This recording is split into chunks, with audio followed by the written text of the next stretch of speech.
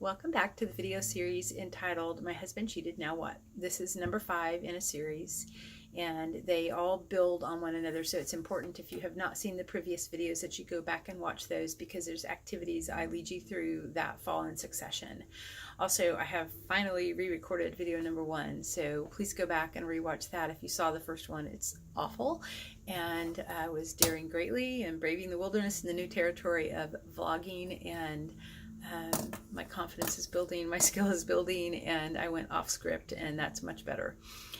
Also, if you don't watch video number 1, it's not the end of the world, because it really just lays the foundation for this series. And video number 2 and forward are the ones where the activities are listed for you to begin navigating this process post-infidelity. I want to acknowledge this is a very hard process, very hard to do alone, and you do not have to do it alone. But I hope you find these videos to be helpful encouragement and support. And also, we will be offering a retreat September 29th through October 3rd to help women go through this process and kind of rebuild their sense of foundation and their sense of self, so that they're making decisions about how to move forward after infidelity from a secure base and not feeling so shattered and unstable, and also making those decisions in the context of a tribe of other women who can say, me too. So moving right along now with today's activity, we're switching gears a little bit, but not too big of a shift. Last week we looked at wanted identities and setting intentions to align with those. I want you now to move into what are some of the things that used to be present in your life that are no longer a part of your life, or things that you've always wanted to do but never felt like you had the freedom, the encouragement, or the partnership to pursue those. So it may be activities like, I've always wanted to paddleboard, but my husband wouldn't do it with me, so I just quit trying, I quit asking. Or maybe it's, I wanted to dance and he won't dance, so I just don't. Or I used to dance and I loved it and I haven't in years. It may be, I used to cook and loved to cook, and it was a joy to cook for others, and I've lost all that. None of that feels pleasurable to me anymore. Maybe it's things like qualities and character traits, kind of back to the idea of the wanted identities. Like, I used to be the life of the party, and now I can barely stand to walk in a room.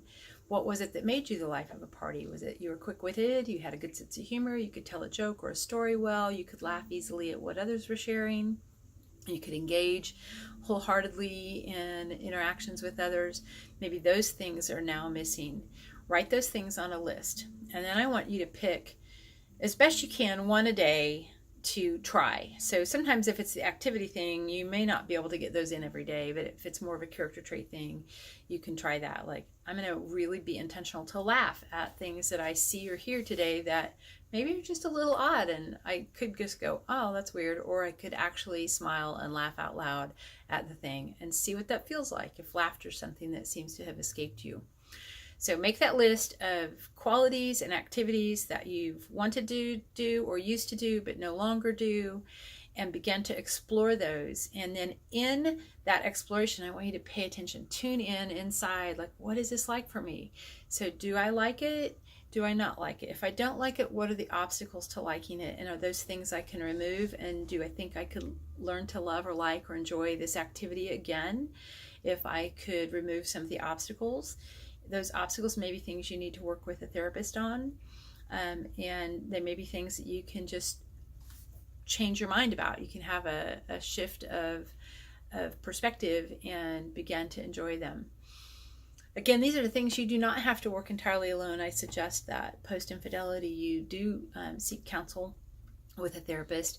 And also, I can't remember if I mentioned this already or not, but we are offering a retreat from September 29th to October 3rd in 2019 at the Gathering Oaks in Waco, Texas, to help women navigate post-infidelity life and what decisions they need to be facing and making and struggling with, and helping them build a secure base from which to make those decisions through reestablishing a sense of foundation, a sense of self, and a tribe of other women who are like-minded, who can kind of say, me too, I get it, and that can support one another as they move forward.